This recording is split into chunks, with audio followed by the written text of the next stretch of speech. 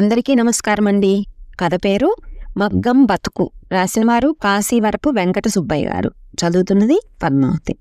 నరసయ్య దిగువ మధ్యతరగతికి చెందిన ఓ చేనేత కుటుంబీకుడు. జీవితంలో ఒడిదుడుకుల వల్ల హై స్కూల్ ఫైనల్ వరకు కూడా చదవలేనివాడు. అతని భార్యమంతా ఖాళీ కడుపులతో మంచినీళ్లు తాగి బతికిన రోజుల్లో నిండిపోయింది. తెల్లని అన్నం మెతుకుల్ని ఎరుగని జీవితం అతంది. అరికెలు, కొర్రలు, జొన్నలు, రాగులే అతని ఆహారం. అవి కూడా అరకొరకగానే ఆకలి తీర్చేవి. దుమ్ము ధూళికి పెరిగి గాలికి ఎదిగి యవనంలోకి అడుగుపెట్టినవాడు నరసయ్య.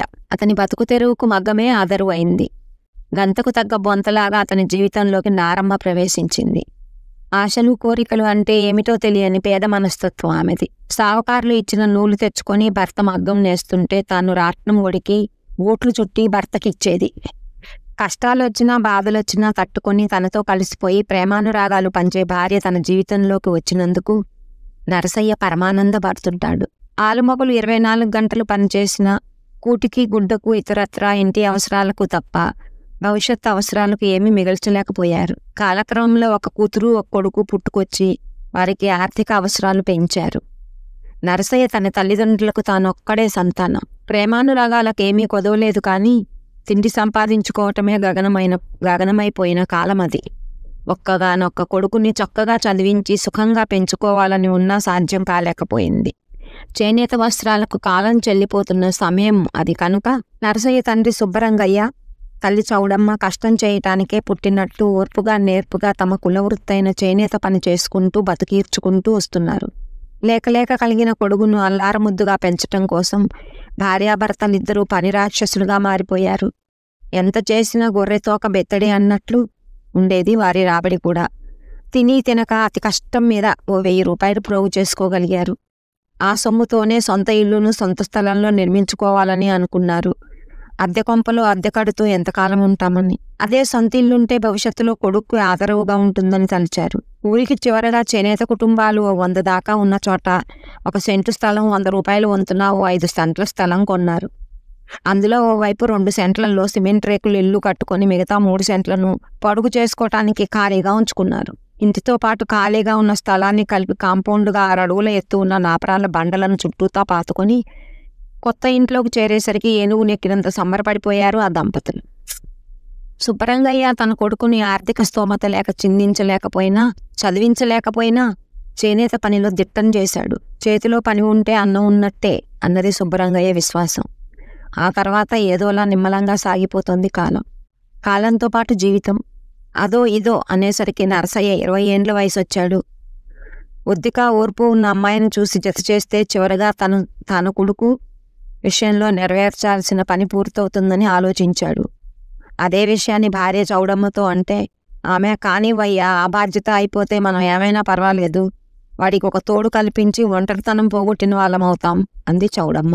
తన సమీప బంధువుల ఇంట్లోనే నరసయ్యకు సరిగ్గా సరిపోయే అనుకువ అందం ఉన్న నారమ్మతో 3 ముళ్ళు వేయించాడు సుబ్బరంగయ్య.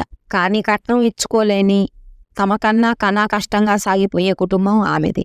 నరసయ్య తండ్రి సుబ్బరంగయ్య కొడుకు సంసారం గాలిలో పడకముందే పెళ్ళైన ఏడాదిలోపే అకస్మాత్తుగా గుండెపోటు వచ్చి చనిపోయాడు. కష్టాల్లో, సుఖాల్లో, బాధల్లో, బాధ్యతల్లో కలిసి పంచుకొని బతికిన భర్త తన కండ్లు ఎదుటే మరణించటంతో చౌడమ్మ ఎడబాటును భరించలేక భర్త పోయిన నెలకి ఆమె కూడా జీవితాన్ని ముగించింది. చూస్తూ ఉండగానే తల్లిదండ్రులు ఇద్దరూ దూరం కావటంతో నరసయ్య తన జీవితం శూన్యమైనట్లు, అంధకారమైనట్లు తాను భావించాడు. చిన్న పిల్లోడిలా బూరున ఏడ్చాడు నరసయ్య.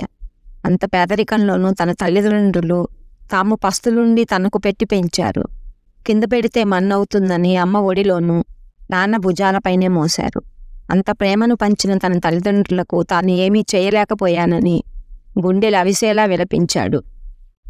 ఇక తాను ఒంటరినైపోయినట్లు అలవి కాని ఆవేదనకు గురైనాడు నరసయ్య. భర్త బాధను చూసి భరించలేకపోయింది భార్య నారమ్మ. భర్తను తన గుండెలకు హత్తుకొని ఓదార్చింది. నువ్వు ఒంటరివి ఎప్పటికీ కావు. నేను నీకు కడదాకా తోడు నీడగా ఉంటాను. నీ కష్ట సుఖాలను పెంచుకొని నీకు అండగా నిలుస్తాను. అధైర్యపడవద్దు అంటూ ధైర్యం చెప్పి మళ్ళీ భర్తను మనిషిగా మార్చుకుంది. ఆ షాకు నుంచి బయటపడటానికి నరసయ్యకి చాలా కాలమే పట్టింది. భార్య సహనానికి, సమయస్ఫూర్తికి నరసయ్య మనసులోనే కృతజ్ఞతలు తెలుపుకున్నారు. ఆ తర్వాత 3 ఏండ్లకు ఒక పాప, మరో 3 ఏండ్లకు ఒక బాబు పుట్టారు. జీవితంలో ఎదుగుబొదుగు లేకున్నా పిల్లల ఆలనా పాలనాల్లో గతం గాయాలు మరుగున పడ్డాయి. పిల్లలిద్దరూ ఎదుగుతున్నారు. కులవృత్తులకు కాలం చెల్లుతున్న సమయం. చేనేత దుస్తులు మిల్లు దుస్తుల పోటీకి నిలవలేకపోతున్నాయి. రాబోయే కాలంలో జీవితం గడ్డు పరిస్థితిని ఎదుర్కోవాల్సి రావచ్చు. కాబట్టి మన పిల్లల్ని మనం చదివిద్దామయ్యా అంది భర్తతో నారమ్మ ముందు చూపుతూ. కులవృత్తులకు కాలం చెల్లుతున్న సమయం. నరసయ్యకి కూడా భార్య చెప్పింది నిజమే అనిపించింది. పిల్లలిద్దరినీ బడిలో చేర్పించి భార్యాభర్తలు బండ కష్టం మొదలుపెట్టారు. ఆస్తి పెరగకున్నా వయసు పెరుగుతుంది. నరసయ్యకు 40 ఏండ్లు పైబడ్డాయి. పాప శాంతి డిగ్రీ, బాబు మధు ఇంటర్ ఫైనల్కి వచ్చారు. పిల్లలిద్దరూ కుటుంబ పరిస్థితులకు అనుగుణంగా మసలుకుంటూ ఏమి పడితే అది తిని, ఏ గుడ్డలిస్తే అవి కట్టుకొని క్రమశిక్షణతో చదువుకుంటున్నారు. తమ తల్లిదండ్రులు తమ కోసం నిద్రాహారాలు మాని కష్టపడటం చూసి కావచ్చు. పిల్లలు పెరిగి పెద్దయ్యే కొద్దీ నరసయ్యలో ఆలోచనలు కారు మేఘాల్లా ముసురుకున్నాయి. తాను పిల్లలను చదివించటం తప్ప ఏమీ మిగలబెట్టలేకపోయాడు. తండ్రి సంపాదించిన 5 సెంట్ల స్థలం, అందులో 2 సెంట్ల ఇల్లు మాత్రమే ఉన్నాయి. అమ్మాయికి ఏడాదితో డిగ్రీ పూర్తయి 21 ఏండ్లు నిండుతాయి. మంచి సంబంధం చూసి పెళ్లి చేయాలి. అబ్బాయికి ఇంటర్ పూర్తవుతుంది. పై చదువులకు పంపాలి. చేజేతులారా తామే చెడగొట్టిన వాళ్ళమైపోతాం. వాడిని పై చదువుకు పంపించకపోతే వాని బతుకు ఉట్టికి స్వర్గానికి కాకుండా పోతుంది. చేజేతులారా తామే చెడగొట్టిన వాళ్ళమైపోతాం. అయితే ఏం చేయాలి? ఈ ఆలోచనల తీవ్రతను భార్యకు కూడా అంటించాడు నరసయ్య. ఆమె మనసు కూడా ఆలోచనలతో బరువెక్కింది. ఓ రోజు గాంధీ రోడ్డులో గంగాధరంతో మాట్లాడింది మొదలు నరసయ్య ఆలోచనల్లో వేగం పెరిగింది. నరసయ్య తండ్రి సుబ్బరంగయ్య స్థలం కొన్న నాటికి పొద్దుటూరు 15-20 వీధులకు మించి లేదు. అయినప్పటికీ పొద్దుటూరు బ్రిటిష్ కాలం నాటికే మున్సిపాలిటీ. అతి కొద్ది కాలంలోనే పొద్దుటూరు విశృంఖలంగా పెరిగి రాయలసీమలోనే అతి ముఖ్యమైన పట్టణంగా రూపుదిద్దుకుంది. కడప జిల్లాలో పొద్దుటూరు జనాభా రీత్యా కడప కన్నా పెద్దది. కడప అధికార కేంద్రమైతే పొద్దుటూరు వ్యాపార పారిశ్రామిక కేంద్రం. ఆయిల్ మిల్లులు, రైస్ మిల్లులు, కాటన్ మిల్లులతో విపరీతంగా విస్తరించింది. చుట్టుపక్కల ఉన్న గ్రామాలని తలంలో విలీనం చేసుకుంటూ 4 వైపులా ఉన్న 4 పంచాయతీలను కలుపుకొని నగర స్థాయికి చేరుకుంది. పొద్దుటూరు బంగారు బట్టల వ్యాపారంలో సెకండ్ బాంబేగాను, సాంస్కృతికంగా 2వ మైసూరుగాను పేరుగాంచింది. ఒకవైపు ఫ్యాక్షన్ గొడవలతో రక్తం పారుతుంటే మరోవైపు సాహిత్య సభలు, సమావేశాలు జరుగుతుండటం మరో ఆశ్చర్యకరమైన విశేషమే. పొద్దుటూరు చుట్టూ పక్కల భారీ సిమెంట్ ఫ్యాక్టరీలు వెళ్లటం వలన వాటి ప్రభావం పొద్దుటూరు పైబడి శరవేగంగా వ్యాపించటం వలన ఒకప్పుడు ఊరు చివర ఉన్న నరసయ్య ఇల్లు ప్రస్తుతం ఊరి మధ్య భాగం అయిపోయింది. వివిధ పనుల మీద పొద్దుటూరుకి వచ్చిపోయే జనం దాదాపు 1,00,000 ఉంటుందని ఒక అంచనా. ఈ క్రమంలో అన్ని వ్యాపారాలతో పాటు రియల్ ఎస్టేట్ వ్యాపార రంగం కూడా అనూహ్యంగా పెరిగిపోయాయి. 20,000 సెంటు ధర ఉన్న స్థలం అనతి కాలంలోనే 20 లక్షలకు చేరుకుంది. నరసయ్యని గాంధీ రోడ్డులో కలిసిన గంగాధరం మరోసారి సరాసరి ఇంటికే వచ్చి కలిశాడు. పొద్దుటూరులో గాంధీ రోడ్డు నందుండే సాగర్ హోటల్ స్థలాల బ్రోకర్లు కలిసే ప్రధాన కేంద్రం. ఉదయం నుండి సాయంత్రం వరకు బ్రోకర్లంతా అక్కడే గుమికూడి ఉంటారు. దీనితో సాగర్ హోటల్ కూడా లాభాల బాట పట్టింది. ఏమి నరసయ్య, నేను చెప్పిన విషయం ఏం ఆలోచించావు? గంగాధరం పలకరింపుగా ప్రస్తావించాడు. రారా గంగాధరం, కూర్చో. ఆ విషయం ఇంకా ఏం ఆలోచించలేదు అన్నాడు నరసయ్య మామూలుగానే, ఏ ఆతృత కనపడనివ్వకుండా. చూడు నరసయ్య, ఈ అతుకుల బతుకులు ఎంతకాలం అనుభవిస్తావు చెప్పు? మీరంటే మీ బతుకులు ఎలాగోలా వెళ్ళదీసుకున్నారు. పిల్లల భవిష్యత్ అన్నా బాగు చేయండి. ముసుగులో గుద్దులాట ఎందుకు? కానీ నీ 5 సెంట్ల స్థలానికి సెంటుకి 20 లక్షలు వంతున 5 సెంట్లకి ₹1,00,00,000 ఇప్పిస్తాను. పార్టీ రెడీగా ఉంది. నాకు 1,00,000కు ₹1,000 కమిషన్ ఇవ్వాలి. ముందే చెప్పాలి కదా. బాగా ఆలోచించి ఒక నిర్ణయానికి రా అంటూ విషయం కుండ బద్దలు కొట్టినట్టు చెప్పాడు గంగాధరం. మళ్ళీ తనే కూతురికి మంచి సంబంధం చూసి పెళ్లి చేయవచ్చు. కొడుకును పై చదువులకు పంపచ్చు. ఊరి వెలుపల కొత్తగా ఏర్పాటవుతున్న కాలనీలో ఇంతే స్థలాన్ని కొని అందమైన ఇల్లు కట్టుకోవచ్చు. ఆ స్థలం కూడా నేనే కొనిస్తాను. నువ్వు కూడా ఈ మగ్గం బతుకు వదిలేసి మంచి సెంటర్లో గుడ్డల షాపు పెట్టుకొని దర్జాగా బతకచ్చు. చాలని బతుకుల నుండి బయటపడి నాణ్యమైన గౌరవప్రదమైన జీవితాన్ని గడపవచ్చు. నువ్వు సరే అంటే ఇప్పుడే టోకెన్ అడ్వాన్స్ తెచ్చిస్తాను. ఏమంటావు చెప్పు అంటూ ఊరించి చెప్పాడు గంగాధరం. నేను నా భార్యాబిడ్డలతో కూడా ఆలోచించి ఏ మాట రేపు సాగర్ హోటల్ దగ్గర కలిసినప్పుడు చెబుతా కానీ ఇప్పటికి పోయిరా గంగాధరం అని పంపించాడు నరసయ్య. గంగాధరం వెళ్ళిపోతూ, బాగా ఆలోచించి ఒక మంచి నిర్ణయం తీసుకో, అది నీ జీవితానికి శుభోదయం కావాలి అని నరసయ్యలో ఆశల పుట్టలను రేపుతూ అక్కడ నుండి వెళ్ళిపోయాడు గంగాధరం. గంగాధరం వెళ్ళిపోగానే నరసయ్య గతంలోకి జారుకున్నాడు. నాన్న నేను పుట్టినప్పుడు కొన్నాడు ఈ స్థలాన్ని. ఇంటి కాంపౌండ్కి పడమర వైపు నాన్న నా చిన్నప్పుడే జామ చెట్టు, మామిడి చెట్టు, కరేపాకు చెట్టు నాటాడు. అవి పెరిగి నాతో పాటే పెద్దవయ్యాయి. అమ్మ ఈ చెట్లకే ఉయ్యాల వేసి లాలిపాట పాడి నన్ను నిద్రపుచ్చేది. ఇంటి కాంపౌండ్లో తూర్పు వైపున బండల వారగా పూల మొక్కలు, కూరగాయలు, ఆకుకూరలు వేస్తుంది నారమ్మ. పనిచేసి కలిసినప్పుడల్లా ఆ చెట్ల కిందనే మంచం వేసుకొని విశ్రాంతి తీసుకుంటారు భార్యాభర్తలు. నా అనుభూతులు, నా అనుభవాలు అన్నీ ఈ ఇంటితోనే పెదవేసుకొని ఉన్నాయి. ఈ ఇల్లు అమ్మా నాన్నల తీపి గుర్తు. ఇంత అనుబంధం ఉన్న ఇంటిని ఎలా అమ్మటం?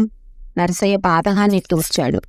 భార్యని పిలిచి గంగాధరం చెప్పిన విషయం చెప్పి ఈ ఇంటిపై తన కల మమకారాన్ని వివరించి చెప్పాడు. నాకు కూడా ఈ ఇంటితో అనుబంధం 25 ఏండ్లు తక్కువేమీ కాదు. తిన్నా తినకపోయినా ఈ ఇల్లు తన కడుపులో దాచుకుంది. ఇల్లు అమ్మటం నాకు బాధనే, కానీ ధనం, భూమి శాశ్వతంగా ఎవరి సొంతం కాదు. మనిషే అశాశ్వతమైనవాడు. అతనికి వాటితో ఎంతవరకు రుణానుబంధం ఉంటుందో అంతవరకే అతని దగ్గర ఉంటాయి. ఆ తర్వాత అవి మరొకరి సొంతం అవుతాయి. కాబట్టి మనం నిమిత్త మాత్రులం. ఆర్థిక అవసరాలే అన్ని మార్పులను నిర్ణయించేది అని నారమ్మ వేదాంత ధోరణిలో ఉన్న వాస్తవాన్ని భర్తకు వివరించి చెప్పింది. నారమ్మ అమాయకురాలే, కానీ అనుభవం అనేది అన్ని జీవిత పాఠాలు నేర్పుతుంది.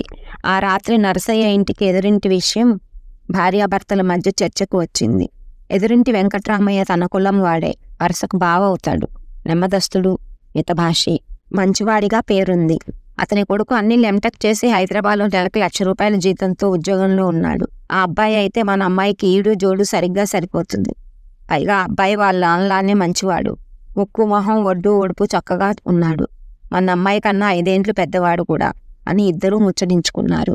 అలాగే తమ కొడుకు మధు ఇంటర్ అయిపోయాక ఎంసెట్ కోచింగ్ తీసుకునే తాహతు లేక వార్తాపత్రికలో వచ్చిన మెటీరియల్ ఆధారంగా పరీక్ష రాస్తే ర్యాంకు రాలేదు. మేనేజ్మెంట్ కోటా కిందైనా సీటు తీసుకుని వాని జీవితం బాగు చేయాలి ఆలోచనల్లో పడ్డారు. అరకడుపులతో, ముతకబట్టలతో ఎంతకాలం సాగతీయాలి ఈ జీవితాన్ని? నారమ్మ ఓపికతో ఎన్ని కష్టాలను అనుభవించింది. కనీసం ఈ వయసులోనైనా ఆమెను సుఖపెట్టాలి. ఇవన్నీ జరగాలంటే ఇల్లు అమ్మక తప్పదు అన్న దృఢ నిశ్చయానికి వచ్చాడు నరసయ్య. వచ్చిందే తడవుగా గంగాధరం కోసం సాగర్ హోటల్ దగ్గరికి పోయాడు నరసయ్య. పొద్దుటూరుకు తూర్పు భాగంలో కొత్తగా అందంగా రూపుదిద్దుకున్న ఎన్టీఆర్ కాలనీలో 5 సెంట్ల స్థలంలో ఆధునిక హంగులతో ఉన్న భవనంలో అలంకరించిన పూజా గదిలో ఖరీదైన దుస్తుల్లో నరసయ్య తల్లిదండ్రులైన సుబ్బరంగయ్య, చౌడమ్మల చిత్రం పటానికి పూలమాలలు వేసి నమస్కరిస్తున్నారు నరసయ్య, నారమ్మలు. అమ్మా, కాలేజీకి టైం అయిపోతాంది, క్యారియర్ ఇయ్యమ్మా అంటూ కొత్తగా కొన్న బైక్ దగ్గర నిలబడి వెయిట్ చేస్తూ కేక వేశాడు కొడుకు మధు. తాను చదువుతున్న వాగ్దేవి ఇంజనీరింగ్ కాలేజీ వారు 5 నిమిషాలు లేట్ అయినా గేటుకు తాళం వేస్తారని వాడి భయం. కూతురు అత్తగారింటికి పోవటానికి అన్నీ సర్దుకొని అమ్మా నాన్నలకు చెప్పటానికి ఎదురు చూస్తూ ఉంది. అల్లుడు అనిల్ బామ్మగారు తీయించిన కొత్త మోటార్ బైక్ దగ్గర నిలబడి భార్యను ఎక్కించుకొని తన ఇంటికి పోవటానికి సిద్ధంగా ఉన్నాడు. నరసయ్య నిన్ననే కొన్న స్కూటీ దగ్గరికి క్యారియర్తో వచ్చాడు. పొద్దుటూరు శివాలయం సెంటర్లో ఏర్పాటు చేసుకున్న సొంత గుడ్డలు షాపుకు పోవటానికి. నారమ్మ అల్లుణ్ణి, కూతుర్ని, కొడుకుని, భర్తను పంపించి తాను టీవీలో కొత్త సీరియల్ చూడటానికి ఇంట్లోకి నడిచింది. జీవితం రాట్నం లాంటిది. కాల ప్రభావంతో కింద ఉన్నవాడు పైకి, పైకి ఉన్నవాడు కిందకి మారుతున్న విషయం తెలిసిందే కదా. కథ బాగుంది కదా. కథ సమాప్తం.